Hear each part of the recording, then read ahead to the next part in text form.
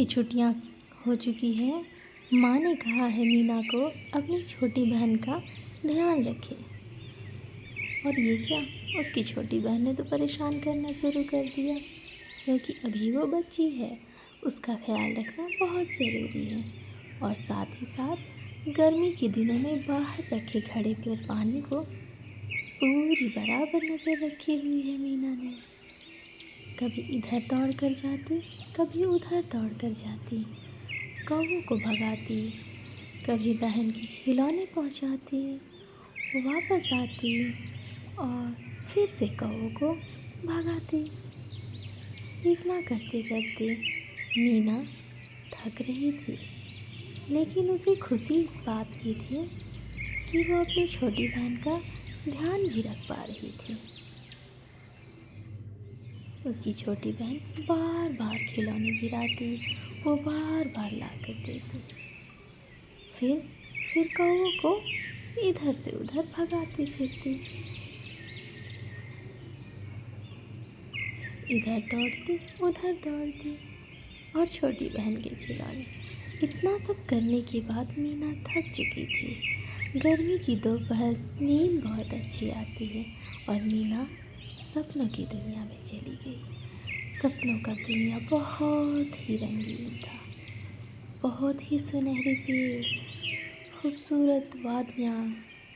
मीना उन सपनों में खोई जा रही थी, खोई जा रही थी। धीरे धीरे उस सपनों की नगरी से महल की ओर जा रही थी। महल के सेनापति खड़े थे, अपनी पहरेदारी कर रहे थे, और मीना अपनी कालीन पर उड़ती जा रही थी, उड़ती जा रही थी। भरी चार दीवारियों पर पूरी की पूरी तैनात थे सैनिक। उड़ते उड़ते कुछ जादुई पेड़ भी थे, जिनमें एक अद्भुत शक्ति थी। उससे टकराते ही कोई भी वह मर जाता। मीना उन सब से बचते बचाते महल की ओर चल पड़ी। धीरे धीरे मीना महल से बहुत करीब थी। उसने देखा एक जादुई नदी, वहाँ भी कुछ अद्भुत शक्तियाँ। और नदी पार करते ही मीना को वो महल नज़र आने वाला था। उसकी खुशी का ठिकाना नहीं रहा। वो बस महल पहुंच ही गई। महल पहुंचकर उसने मुख्य द्वार से अपनी कालीन को अंदर लिया, और वहाँ पर रानी उसका इंतज़ार कर रही थी। वो जाकर उनसे मिली। रानी ने कहा, मुझे मेरे बच्चे के लिए फल चाहिए। मीना झटपट तैयार हो गई।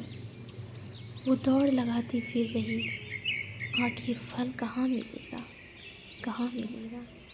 दूर उसने देखा चिड़ियों का एक झुंड। उसे लगा शायद फल नहीं है, लेकिन ये क्या, फल तो पत्तों से भरा था।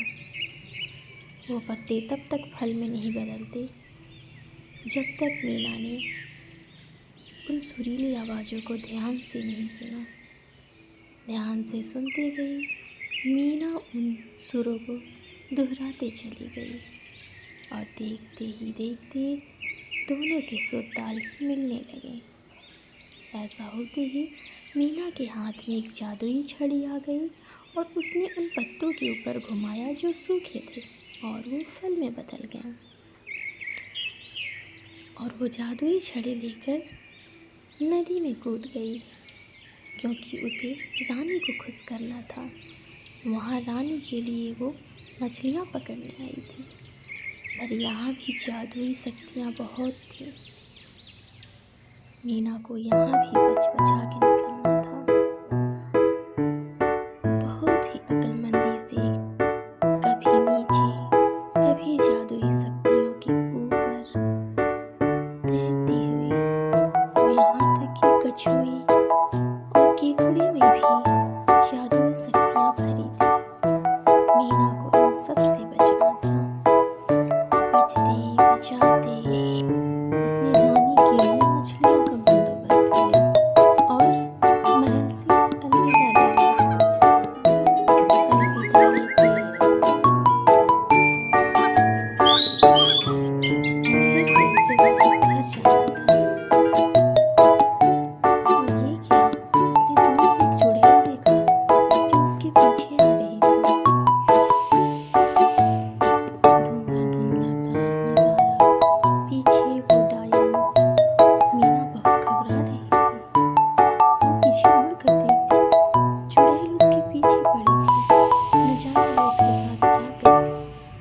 अपनी जादुई शक्तियों का उपयोग करके बड़े बड़े गोले फेंक रही थी और उन गोलों से बचते हुए मीना दूर निकल जा रही थी। उसे डर था कहीं वो गोली उसके सर पर न लगे और वो चक्कर खाकर न गिर जाए। इन सब के बीच वो बचते बचाते निकल रही थी। घर पहुंचने का डर और ऊपर से उस डायन के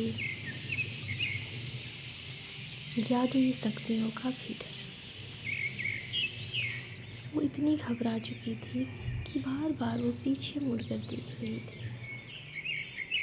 अब तक तो वो बच रही थी, लेकिन उसे डर समाया जा रहा था।